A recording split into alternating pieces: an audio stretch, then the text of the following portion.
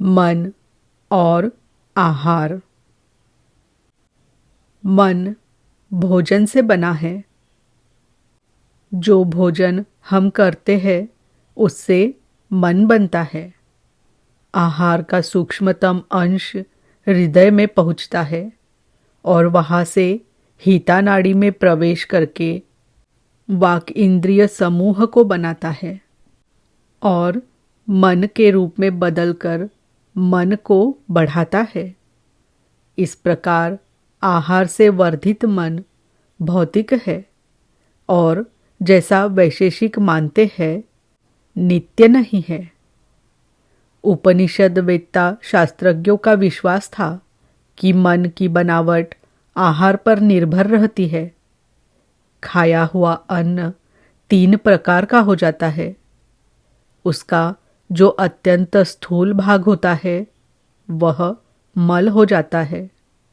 जो मध्यम भाग है वह मांस हो जाता है और जो अत्यंत सूक्ष्म भाग होता है वह मन हो जाता है।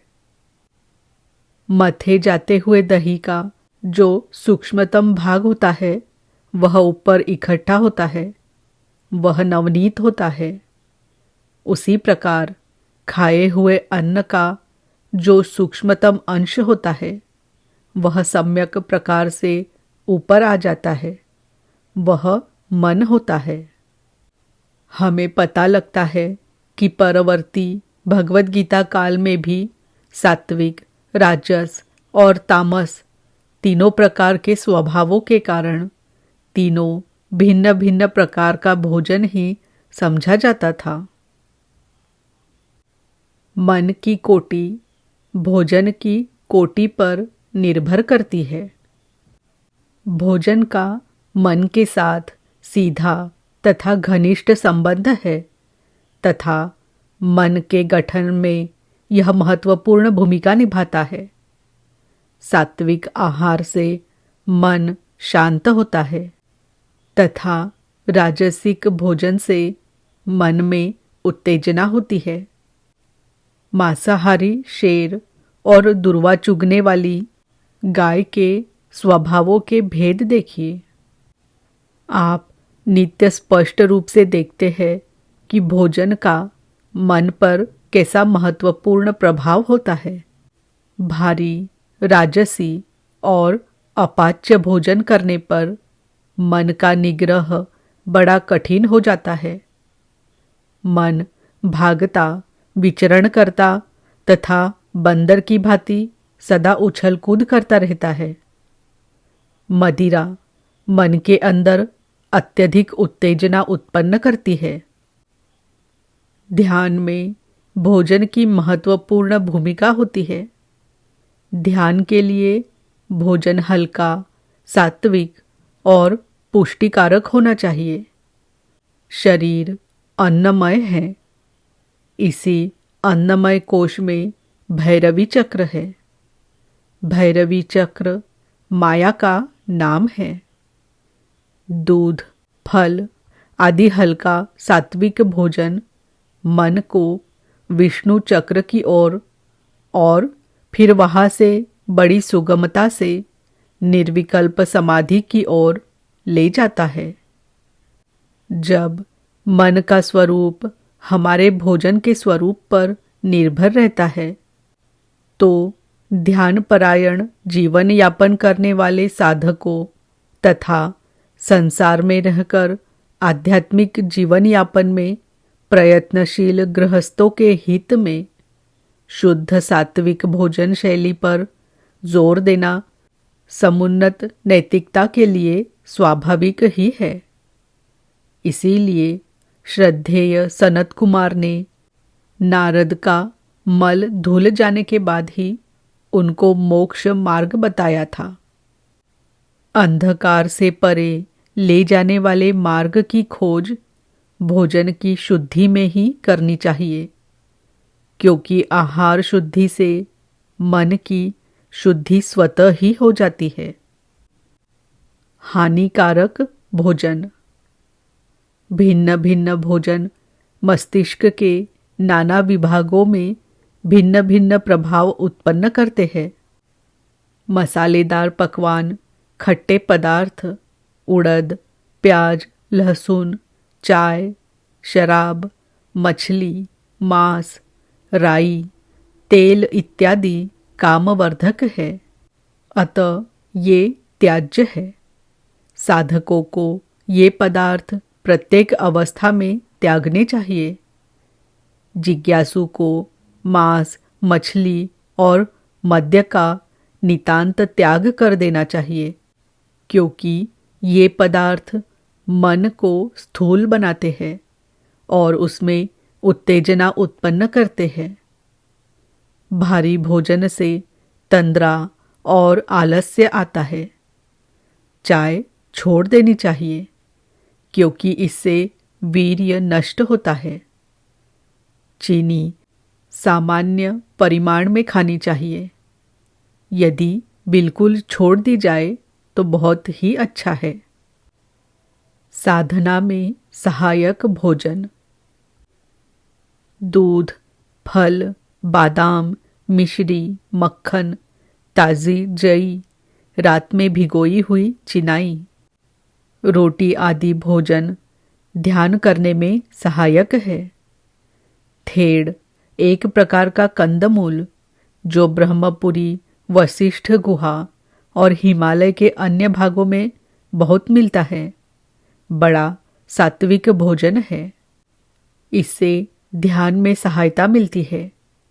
मेरे मित्र स्वामी पुरुषोत्तमानंद जी ऋषिकेश से 14 मील दूर प्रसिद्ध वशिष्ठ गुहा में रहकर कुछ दिनों तक वहाँ इस पर ही निर्वाह करते थे। साधकों के लिए सौंठ का सेवन अच्छा होता है। इसका सेवन दूध के साथ किया जा सकता है। इससे मन में ताजगी रहती है और पाचन क्रिया को सहायता मिलती है। योगी इसका सेवन प्रायः करते हैं। त्रिफला का जल भी योगी पिया करते हैं। इससे कोष्ठबद्धता और स्वप्न दोष दूर होकर शरीर को शीतलता मिलती है। हरित की भी चबाई जा सकती है। इससे वीर्य की रक्षा और स्वप्न दोष का निग्रह होता है। उबाले या भुने हुए बिना नमक के आलू भी अच्छे होते हैं। चेतावनी: आकस्मिक परिवर्तन की अपेक्षा क्रमिक सुधार अच्छा होता है। किसी बात में, विशेषकर भोजन में, कोई परिवर्तन एकाएक नहीं करना चाहिए। धीरे धीरे परिवर्तन करें। आपका शरीर परिवर्तन को बिना किसी रुकावट के अपना लेगा। प्रकृति में सहसा कोई परिवर्तन नहीं हुआ करता।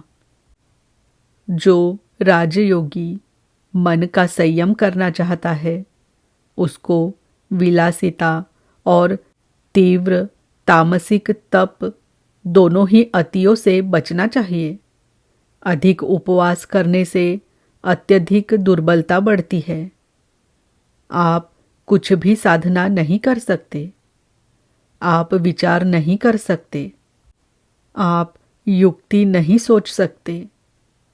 जो भी भोजन आपके अनुकूल हो वही खाए।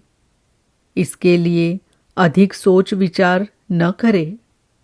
जो भी आहार सुगमता से प्राप्य और आपके शरीर के अनुकूल हो वही हानि रहित है। भोजन कब छोड़ा जा सकता है? भोजन केवल शक्ति का समूह है। जल और वायु से भी शक्ति मिलती है। बिना भोजन के कई दिनों तक जीवित रहा जा सकता है, परंतु वायु के बिना थोड़ी देर भी जीवित नहीं रहा जा सकता। ओषजन अर्थात ऑक्सीजन इससे भी अधिक आवश्यक है। शरीर धारण करने के लिए शक्ति की आवश्यकता है। यदि इस शक्ति को आप किसी और स्रोत से प्राप्त कर सके तो आप भोजन बिल्कुल ही छोड़ सकते हैं। योगी लोग ब्रह्मरंध्र में से स्रवित अमृत पान करते हैं और इस प्रकार बिना भोजन के शरीर धारण करते हैं। ज्ञानी को अपनी शुद्ध और दृढ़ इच्छा शक्ति से यह शक्ति मिलती है और बिना भोजन के शरीर धारण कर सकता है।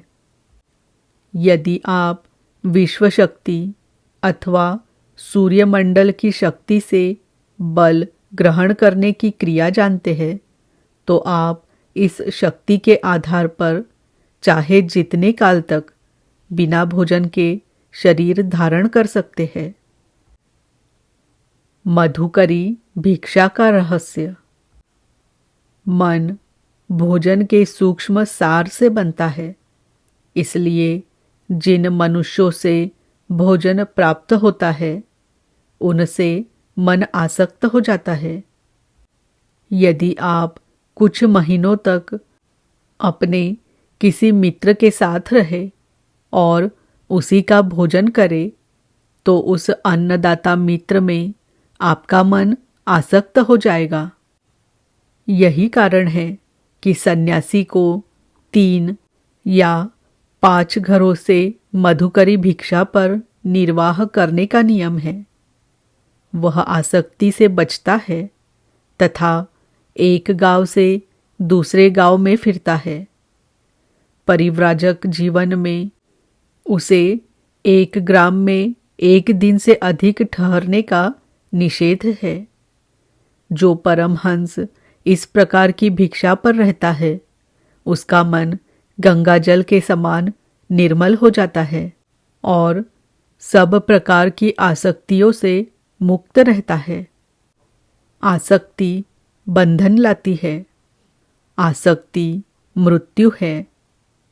आसक्ति सारी बुराइयों की जड़ है।